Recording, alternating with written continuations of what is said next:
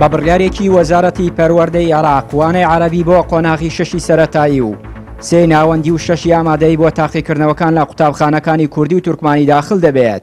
ئەمەش نیگەرانی قوتابیانی ئەو سێ قۆناغی لێکەوتۆتەوە و نیگەرانن لە بڕیارەکە، چونکە بەوتەیەوان پێشتر پێیان وتراوە وانەی عەرەبی بۆ تاقیکردنەوەکان داخل نابێت.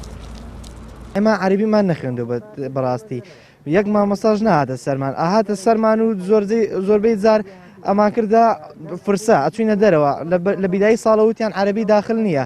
کۆنمرەمان لەسەر 700 ئیسا قەرار دەرچوو، هین دراسی عەرەبی لەسەر 600. توژبوانی کۆرۆنامان زۆرە، پێویستە کەرەنتینەمان زیاد بکرێت، پێویستە خوێندنمان بێتە ئۆنلاین، بێتە ئەلکترۆنی، عەرەبیمان بۆ داخل نەکرێ، ئاسانکاریمانەوە بکرێ. ئەلەن لە عەرەبی ئاسانکاریتان بۆکەن ئەگەر داخل بکرێ، ئەگەر ئاسانکاریش بکرێ ئێمە هیچی لێ نازانین، هەر لە یەکەمین لە دوای 12 ساڵ خوێندن ئەمە حکوومەتەکە و ئەمە قەرارەکەیانەوە بڕیارەکەیانە. تربیە بڕیارە داد مامۆستاجیان هەر ڕۆژ و بڕیارێکەدەن. هەنی من وەکو خۆم ناوم ناو وڵاتی قەزا و قەدەر ئیم شەوە خەوین بەیانی هەڵەسین بڕیارێکی ترە، ینی شڵەژانێکی زۆر بۆ بواری دەرونی تەلەبەت دروست بووە کە بڕواکی جاری وە هەیە ئەدمین ناخەوێت بە خەبەر تاش بەیانی سێ شەو بڕیاری تەربیادرێ. ئەمە شتێکە و کە بەڕاستی تەلەبا ڕوخیانێت و سار دەکاتەوە لە خوێندن. لە مانگی 11ەوە دەوامەکەین، ئەوەوە مانگی سەیە، هەتا ئێستاوانەی عەرەبیمان هیچ نەخوێندووە و هیچ گرنگێکی وامان پێی نەداوە و دراسی عەرەبی لەسەر کۆنمرەی 600 امتحانەکەن و دواتر دابەش شەشەکرێ. بەڵام دراسی کوردی کە بەوەی ئەم بەم پۆستەی دوێنێ کراوە، دراسی کوردی لەسەر 700 امتحانەکەن و دواتر دابەش 7 و ئەمە یەکێکە لە هۆکارانەی کە خوێندنی کوردی لە کەرکووک بەرەو لە ناوچوونە چێ و ئەیانەوەی خوێندنی کوردی لە کەرکووک لە ناو بەرنوە.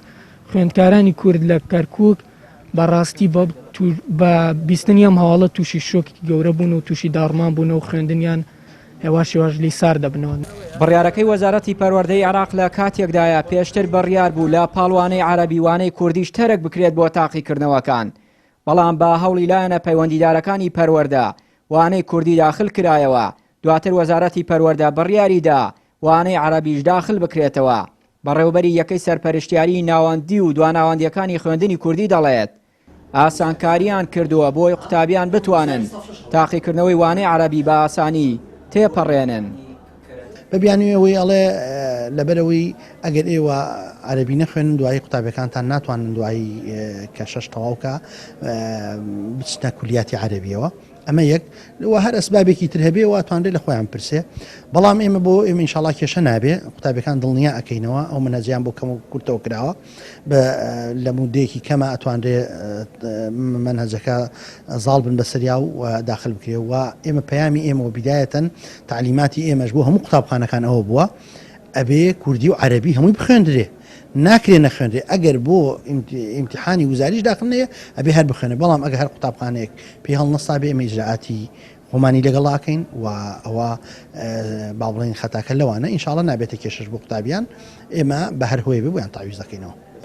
باهۆی نەخۆشی کۆرۆناوە لە عێراق و کەرکووک لە هەفتەیەکدا یەک ڕۆژ دەوامی قوتابخانەکان دەکرێت. قوتابیان جگەلەوەی ناتوانن پرۆگرامەکان تەواو بکەن، داخلبوونی وانەی عەرەبیش کە پێشتر بڕیار بوو داخل نەبێت هێندەی دیکە باری سەرشانی قوتابیانی لە کاتی تاقیکردنەوەکان قورستر دەکات. چیان وری کەناڵی ئاسمانی پەیام، کەرکووک.